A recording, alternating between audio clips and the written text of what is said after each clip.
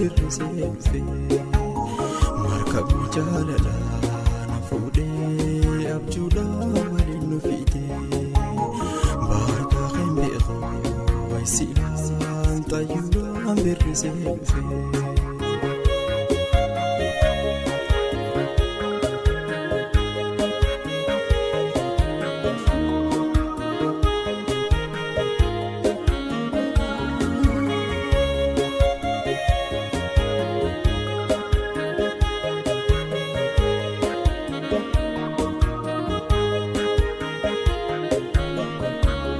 Markabiti yaabontu daayitu baariraa jaalalleeti yaade meela geessi biraa ijumaanis yaartee al takka milladhu maallaqaa miidhuu ta'eetu na gaafadhu ijumaanis yaartee al takka milladhu maallaqaa miidhuu ta'eetu na gaafadhu.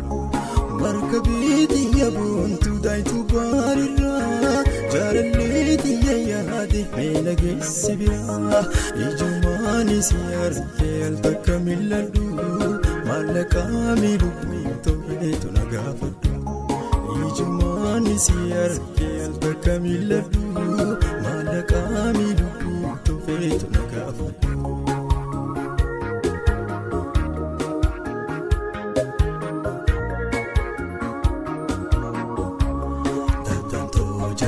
Saaniitiin fokkoflaa yommuu booharan ijumaan garraan hin hinaafe jaalalaan sina yaadachiisan tattaantoo jaalallee saaniitiin fokkoflaa yommuu booharan ijumaan garraan hin hinaafe jaalalaan sina yaadachiisan.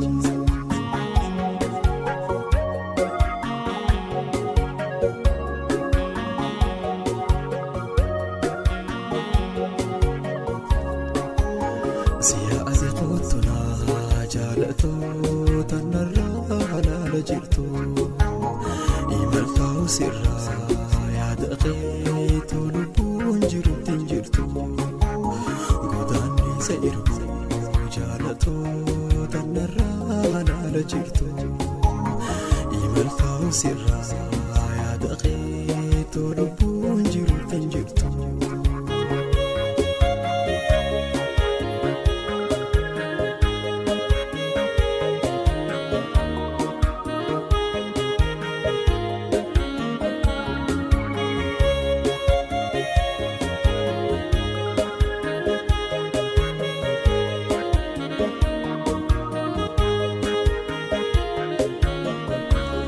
Gojooteenye hiyyeetii keessa gaafa jirturree filannee nyaachuu baannullee yooma gabuu bullee walumaan jiraanna sila akka jiraannetu naasirraa giyyoomee na hir'isee naafottu walumaan jiraanne sila akka jiraannetu naasirraa giyyoomee hir'isee naafottu.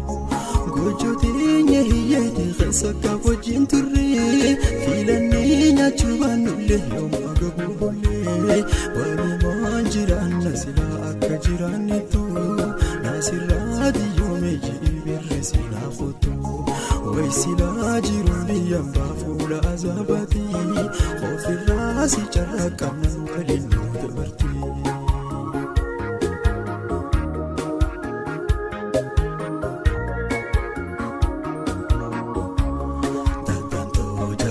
Saaniitiin fokkoflaa yommuu booharan ijumaan garraan hin hinaafe jaalalaan sina yaadachiisan tattaantoo jaalallee saaniitiin fokkoflaa yommuu booharan ijumaan garraan hin hinaafe jaalalaan sina yaadachiisan.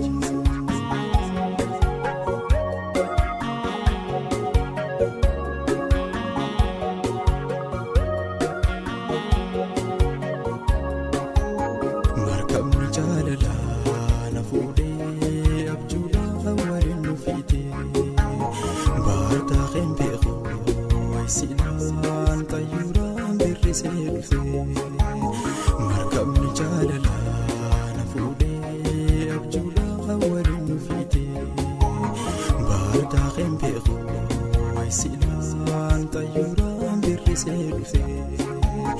godaannisa irbuu jaalatoota narraa halaala jirtu imaltaa'u sirraa yaada keetu lubbuun jiruutti hin jirtu.